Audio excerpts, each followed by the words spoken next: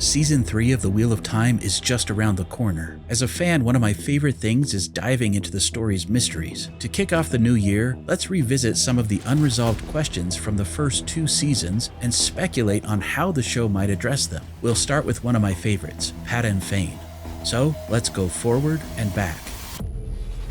This is Unraveling the Pattern. I'm Lauren. Follow me on Blue Sky and consider supporting my channel on Patreon or YouTube like these awesome people. Even as little as $1 per month makes a huge difference. Early book spoilers and speculation about Season 3 and beyond incoming, so check the description for a full spoiler warning and don't forget to use the chapters below.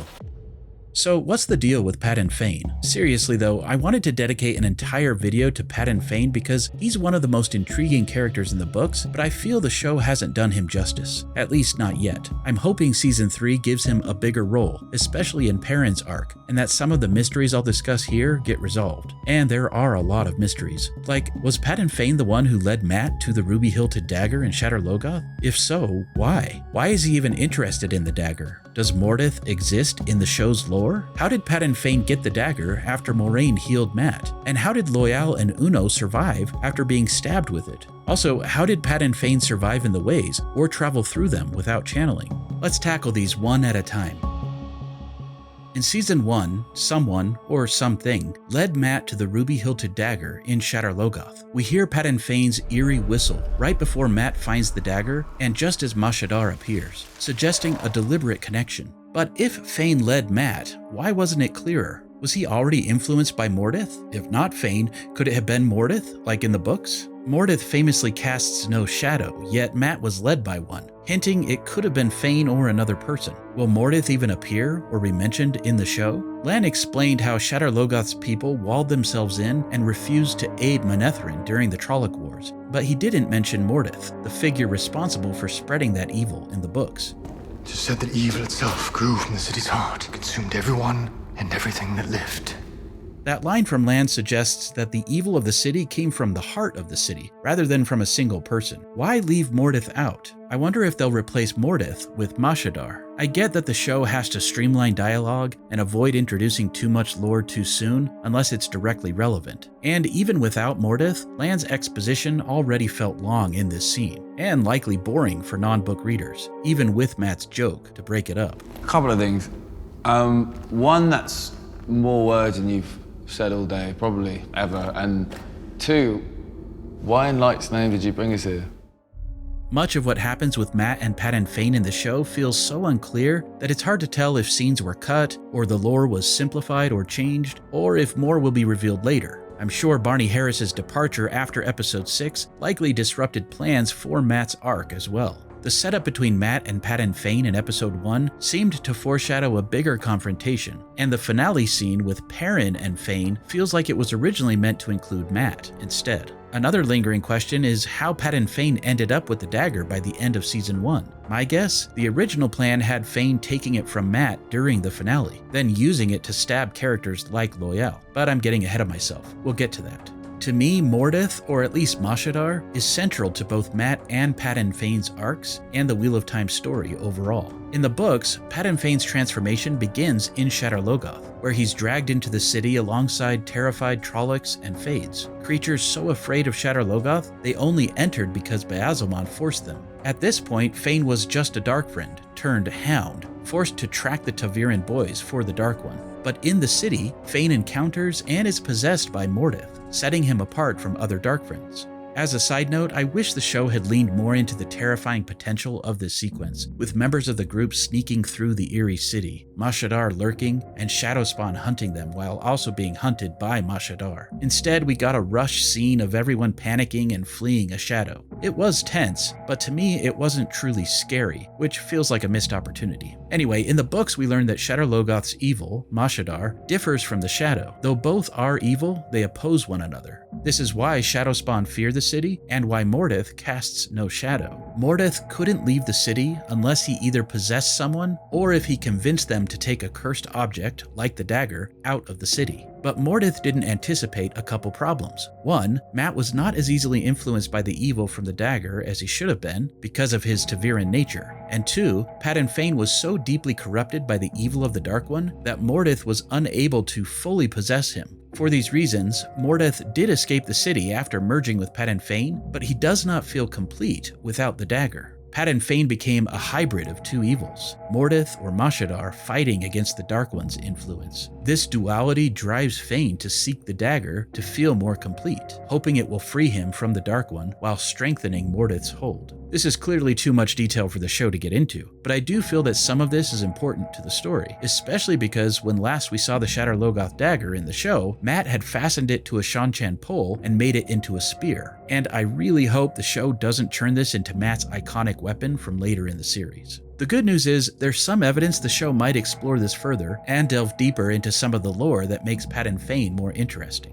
The Season 2, Episode 1 cold open, The Dark Friends Social, shows Padan Fain revealing his face and smiling at the little girl. This moment felt a bit silly to me to just be a nod for the audience, so I justify it by theorizing that this smile hints that Padan Fain was resisting his ties to the Dark One, or at least to Ishamael. In the books, Dark Friends at the Social couldn't move without Ishamael's permission. Was Fain resisting Ishamael's power, or am I grasping at straws? Then we saw the Fade nailed to the door, which added to my theory. In the books, this was less about scaring Perrin's group and more about showing Fain's growing independence as Mordeth's influence strengthened. Fain's actions marked a power shift between him and the Fade that led the Shadowspawn and Dark Friends who stole the Horn of Valir. By Book 2, and more so in Book 4, we learn that Fain, like the dagger, has a corrupting influence, twisting even Trollocs and Dark Friends, making them less loyal to the Shadow and more loyal to him. There's another small hint of this when the Trolloc attacks the group in the Ways in Episode 7. This could just be rough CGI, but I feel like this Trolloc looks to be more corrupted than the other Trollocs from Season 1, as if it's influenced by Mashadar. It's clear this Trolloc was with Padan Fain because we see a quick flash of him following the group in the Ways just after this, which I'll talk more about in a minute. Another subtle nod to Fain's depth came in his Season 1 finale monologue to Perrin. You sly dog! You got me monologuing! I can't believe it. It seems to me to hint at his hound nature from the books. Do you think it's a coincidence that I came to the Two Rivers every bell time? That I drag myself up to that sheep shit patch of nothing just to sell lanterns? Why? You're Taviran. All 5 of you focal points for the wheel. Do you think the evidence hints that Fain will break free from the Dark One and become something more? Or will the show treat him as just another Dark Friend, ignoring his deeper Shadar Logoth connections? Sadly, some of my excitement about Fain's backstory took a hit during the Season 2 finale. He seemed fully obedient to Ishamael, and even left the Shadar Logoth dagger with Matt, which felt out of character compared to his book counterpart. However, this could hint at a connection between Fain and Matt that wasn't explored as fully in the books. I'm still hopeful there's much more to uncover. In the Season 2 finale, Fain did say something intriguing to Ishamael that gave me hope about his motivations. But you need him to break the wheel. In the books, most Dark Friends don't buy into Ishamael's views about hoping to completely break the wheel. Instead, they follow the Dark One as a way to gain power and influence and glory over others. This is shown with Barthanes Damadred in Season 2. He claims he made oaths to the Dark to gain more political respect, but his mother, Anver, refuses to accept that and locks him away. In the show, Liandrin was revealed to swear to the Shadow because she wanted to try to help her son. Even Lanfear swore to the Dark One to try and get Lews Therin back. Ishamael claims that he's one of the only Forsaken who actually believes in the Dark One's supposed true intentions. Alone of all the Chosen, I actually believe in the Dark. Maybe Padan Fain aligns more with Ishamael because he shares a desire to end time and to break the wheel, which could align a bit better with his book counterpart's motivations, which are more or less to just spread evil and corrupt everyone and everything. Ishamael's death at the end of Season 2 might be the catalyst that pushes Fain towards becoming something more. I'll share my thoughts on how the show could quickly fill in these holes and answer many of these questions at the end of the video. But for now, let's dive into other mysteries surrounding Padan Fain. The books clearly explain these questions, but the show leaves us wondering, how did Padan Fain enter and exit the Ways without being able to channel? And how did he survive inside, avoiding Machin Shin, the Black Wind? In the books, the Way Gates can't be opened by the One Power. Instead, they require a key, specifically a leaf-shaped ter'angreal. A deleted scene even showed Fain with one of these keys, suggesting the show initially planned to include this detail. The decision to remove it likely ties to the show's changes to the Way's lore. By introducing the idea that the Black Wind is attracted to channeling, they created a reason for Moraine not to reopen the Waygate and force Mat to rejoin them. I explore these changes in my WAT 201 video on the Ways, if you'd like to learn more. Here's a quick recap of how the scene unfolded in the show. The group entered the Ways near Tar Valon, aiming to exit near the Eye of the World in the Blight. Loial warned that channeling the One Power in the Ways would attract Machin Shin. While the group rested, a corrupted-looking Trolloc attacked, prompting Egwene and Rant to channel. This summoned the Black Wind and forced the group to reroute to the nearest Waygate near Faldara. As they fled, there was a brief shot of Padan Fain tracking them inside the Ways. The group escaped the Black Wind and exited at the Faldara Waygate, but it took them some time to reach the city. It wasn't until presumably hours or possibly even a day or two later when Padan Fain exited the Waygate. An old timeline in the Amazon Prime Season 1 extras suggested Fain's exit occurred a day or two later, though this has since been removed, possibly due to inaccuracies. Whether he was in the Ways for hours or a couple days, this raises the question, how did Fain survive Machin Shin in the Ways? In the books, we learn that Fain's corruption from Mashadar actually terrifies Machin Shin, causing it to avoid or even obey him. Whether the show will address this remains unclear. Do you think the show will explain this, or will it gloss over these details? Needless to say, this differs from the books, and it's likely Season 1 would have unfolded differently if Barney Harris hadn't left. I hope we'll see the ter'angreal keys return, as they're probably what Perrin and Loial will use to reach the Two Rivers in Season 3, and perhaps Fain will be there waiting for them. If the show doesn't address these mysteries, I suppose we can speculate. Maybe Machin Shin ignores Dark Friends entirely, and maybe a Shamael or an Aes Sedai of the Black Aja channeled to help Fain enter and exit the Ways.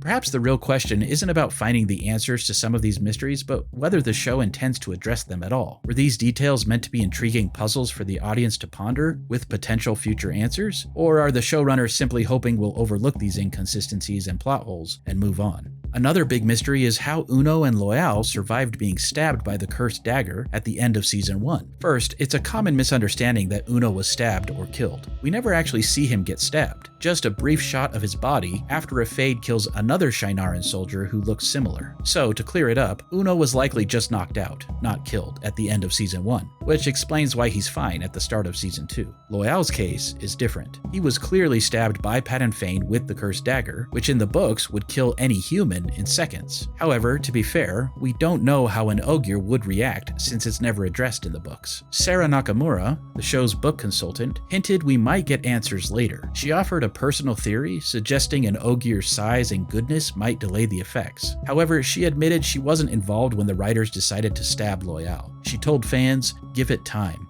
And she suggested Ogier might have a slower reaction due to their unique nature. While not the most satisfying answer, it's something. It also implies someone still had to heal Loial afterward, which we never saw. At the end of Season 1, viewers were led to believe Loial was dead. However, Rafe Judkins quickly clarified he wasn't, while warning fans that some characters who survived in the books might die in the show. When asked why the dagger wasn't instant death like in the books, and how Loial survived, Rafe's cryptic response was, "That's a story best told in a Stedding." This made me confident we'd get answers in Season 2, possibly through a scene in a Stedding where we'd meet other Ogier and learn more about Loial's survival. Unfortunately, this didn't happen, and it feels to me like the opportunity was missed. I worry the showrunners are hoping we forget about it. That said, the dagger was more threatening in Season 2, damaging people, locks, and even the chest holding the Horn of Valir. While this isn't exactly book accurate, it was satisfying to see its dangerous nature. I just hope the dagger doesn't end up staying with Mat, as is Ashandarai. The final mystery is how Padan Fain got the dagger after Mat was healed by Moraine in Tar Valon. It's likely Mat was originally intended to play a bigger role in the Season 1 finale, with Fain probably taking the dagger in Faldara.